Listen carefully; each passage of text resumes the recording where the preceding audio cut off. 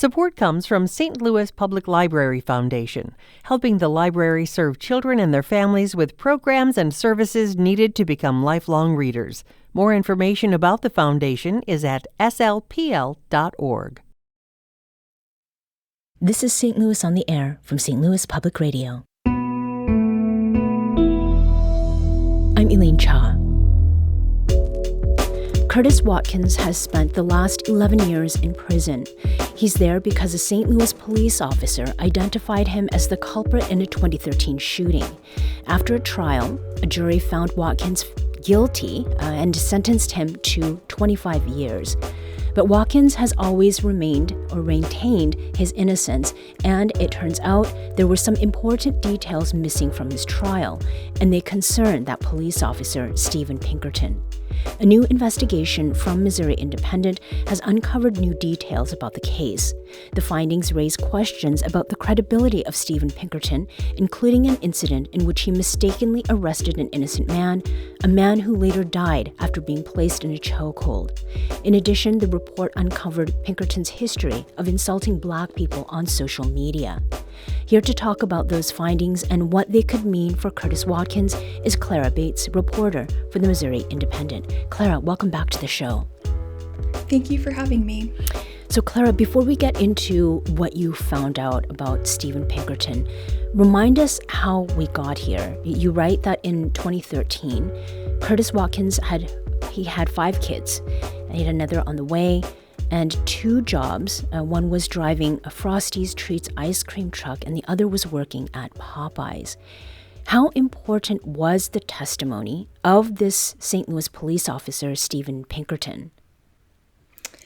The testimony was everything. The prosecutor in the case acknowledged that it was the only evidence connecting Curtis Watkins to the crime. I should mention briefly, the crime took place a night in 2013, just an argument that was building among a group of young men escalated into a shootout.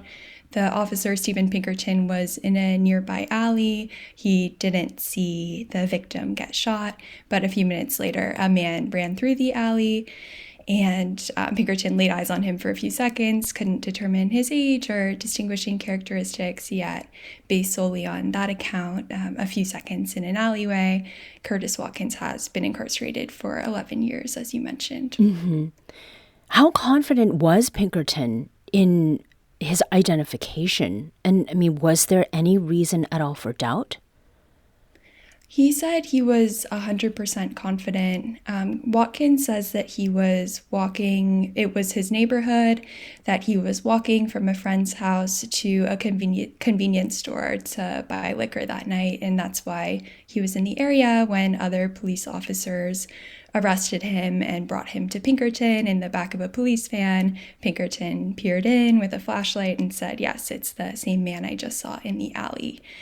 There is a lot of evidence that that kind of eyewitness identification in general is not ideal, that a lineup would be better, and that having more distinguishing characteristics is more reliable. But regardless of that identification, like you mentioned, we found other evidence that could have cast doubt on Pinkerton that the jury never heard. Mm-hmm. And we are going to return to that, but there's also what was said by the victim of the shooting and his family members, right? Right. None of the witnesses to the crime, so the victim who was shot and hospitalized for several weeks, his family members who were there, they all said that they didn't know who Watkins was and they didn't identify him as a shooter. And remember, the officer didn't see the victim get shot. He saw a man run with a gun through an alleyway a few minutes later. So none of the other witnesses placed him there. Watkins says he didn't know any of the people involved, that he didn't have a motive. There was no forensic evidence tying him to the crime. It really was the word of the officer against his. Mm-hmm. Now, Clara, your investigation, it made 2 key findings, and one of them involved the police work of Steven Pinkerton, especially when that work involved Black suspects, and in one particular case, that is, it led to the death of an innocent man named Kerwin Harris. What is it that happened in the case of Kerwin Harris? Yeah, I'll just note quickly that the appellate attorney's arguments in Watkins' previous appeals have argued that his trial lawyer was ineffective because he didn't call witnesses who would have said that he wasn't at the shooting. So that has been the line of appeal so far. What we found was that Pinkerton had a history the defense never knew about and Watkins' appellate attorney didn't know about. Less than a year before he arrested Watkins, Officer Pinkerton arrested a man he saw in a parking lot he mistakenly believed was the suspect in an earlier robbery. Kerwin Harris, he chased him, tackled him to the ground, held him face down in a chokehold, and Harris died at the scene. The robbery case remains open. He wasn't the right person. And we have another story coming out about Harris's death tomorrow, actually. Okay. As far as the way Harris met his death, there had something to do with a neck restraint, right? Yeah, he was held in a carotid artery restraint by Officer Pinkerton, which was at that point banned by the department because of its danger. It involves trying to knock someone unconscious for a few seconds, but can be really dangerous if held for longer. And Pinkerton held it for 15 to 20 seconds. And Harris was also in prone position on his stomach with pressure on his back. So all of those factors could have contributed to his death. And yeah, we'll have more information on that tomorrow. Right. Clara, the second finding that your investigation came to, it concerned the social media posts of Steven Pinkerton, including posts that he made before and after Watkins' trial in 2015. What did those posts show? Some of the early posts said things like, quote, "Black people are pathetic," unquote, and, quote, "having negative feelings about someone or a subgroup of certain people is different than treating them differently because of it, which I do not," unquote. So there are several that go as far back as 2015, and the trial that convicted Watkins was in 2016. There are also more recent Facebook posts that I found online continuing to post denigrating. He continued to post denigrating comments about Black people. And he said online that he was, quote, "forced out of the St. Louis Police Department for his comments about the murder of George Floyd." So, yeah, the St. Louis Police Department can't release personnel information, but Pinkerton says several times online that he was forced out for that analysis. So, I mean, Pinkerton then had some realization or understanding that the posts he made did not make a very good case for him as far as these allegations of racism. Did he have, any expression of regret or remorse for these posts, or did he just continue to stand by them? He didn't respond to calls and emails and certified letters. We tried to get in touch with him, but I can say from, what I read online that they do seem to have continued late last year, earlier this year. And even though he left the St. Louis Police Department in 2021, under what circumstances, we don't exactly know, although his posts suggest maybe it had something to do with his posts, as does an Ethical Society of Police report that was published in 2020. So even though he left the department, then he is still employed as a licensed police officer. Since 2021, he's worked in an exurb of St. Louis called Moscow Mills, which is, I think, 40 miles away, a small town. And so he's still an active employee there. And yeah, as I mentioned just a few months ago, I think over the summer, he was again posting denigrating comments about Black people. Right. And I think to put a finer point on how long he was with St. Louis Metro Police, he was there for 24 years. I mean, did you get some sense of whether he faced discipline in any of those 24 years for the kinds of, personal views he was expressing, whether they were online only or in other situations?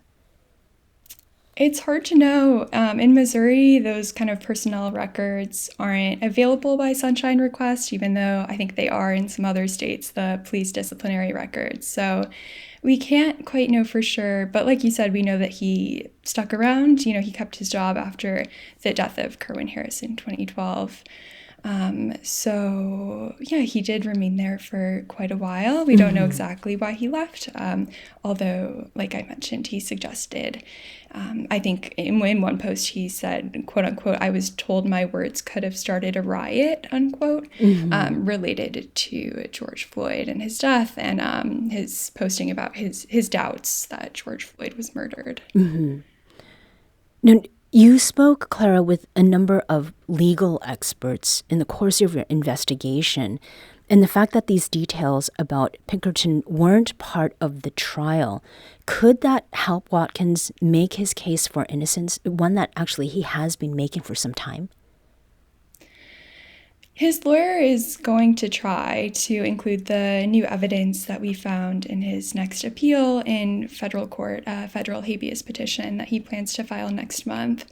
And the law, under the U.S. Supreme Court's Brady decision in 1963 requires prosecutors to notify defense attorneys of these kind of credibility issues with witnesses when they could materially affect the case, the outcome of it. And the experts I spoke to said in a case like this, when there's just a one witness identification, the whole case hinges on that one witness. So the credibility of the witness is the whole case. So some experts do think that it could be compelling to add this information, that it could be compelling because a jury whose decision was based solely on the officer's testimony might have reached a different conclusion, but we'll wait and see what happens in court. And Watkins' lawyer also plans to try to engage with the Conviction Integrity Unit in St. Louis and submit this information to them as well to try to get them to review the case.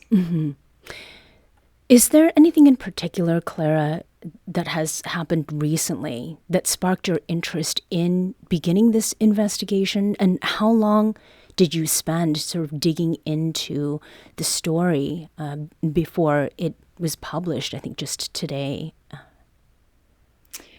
Yeah, I heard about it earlier this year from Watkins' attorney. I think in late January, he had been facing some frustrating for him denials of their appeals, which, as I mentioned at that point, were based on the argument Watkins' trial lawyer was ineffective for failing to call witnesses who could have said he wasn't at the shooting. One of the court decisions argued in part because the lawyer had failed to submit evidence properly that they were denying the appeal. So I was speaking to his lawyer about that, and then I just started digging into the case more broadly and found this information that his lawyers hadn't known about, decided it was worth some more time, read thousands of pages of court and police records, and submitted almost 100 records requests. So yeah, I've been working on it for months, sort of on and off since February. And just a correction, the story was published over the weekend. Now, Stephen Pinkerton's actions as a police officer impacted these two specific cases. One of Kerwin Harris, who died, and Curtis Watkins, who spent more than a decade in prison on a 25-year sentence. But Clara, you note in your story that both the family of Harris and Watkins did not know about these details, specifically that Pinkerton was openly posting racist things on social media, and that he had made these two misidentifications of Black men in a fairly short window of time. What was it like to share this information with Kerwin Harris's family, and Curtis Watkins, and what was their response? I think in both cases, they were pretty taken aback. In terms of Kerwin Harris, the family just never knew the details about how he died. And again, we have another story coming out about that tomorrow, which I would encourage people to read. But yeah, it was an interesting position to be put in, to be telling Harris's family 12 years after the fact what had exactly happened. They had never seen the police report or the autopsy report, so they were pretty taken aback and saw it as excessive use of force. In terms of Watkins, I think similarly, Watkins and his wife were surprised by the posts and that it seemed, Pinkerton had continued as an officer without seeming discipline, and that, he had gone on then to arrest Watkins. I think that was all pretty shocking to them. But yeah, we'll see what happens now that it'll appear in the court of law in a petition next month. Mm-hmm. And we'll look forward to reading your story tomorrow, Clara. Clara Bates is a reporter for the Missouri Independent. Thank you so much for joining our show today.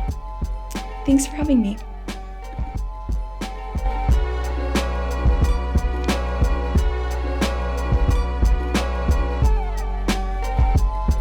This episode was produced by Danny Wissentowski. Audio engineering and podcast design by Aaron Dorr. Our executive producer is Alex Hoyer. St. Louis on the Air is a production of St. Louis Public Radio.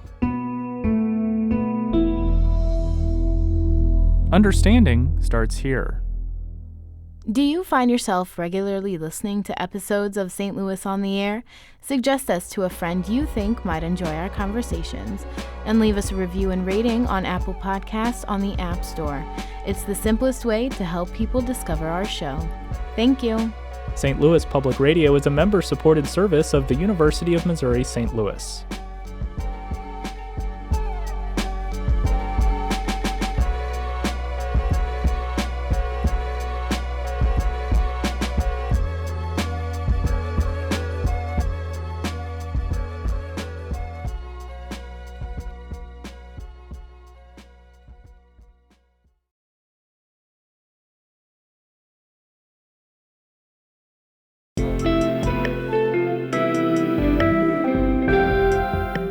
The Gateway brings you the day's news each weekday from around the St. Louis region and the state capitals in Jefferson City. Our schools are accredited. We don't need this bill. And Springfield. How many more years must pass before lawmakers see time is of the essence? I'm Abby Larico. Join me each weekday for The Gateway on the STLPR app or wherever you get podcasts.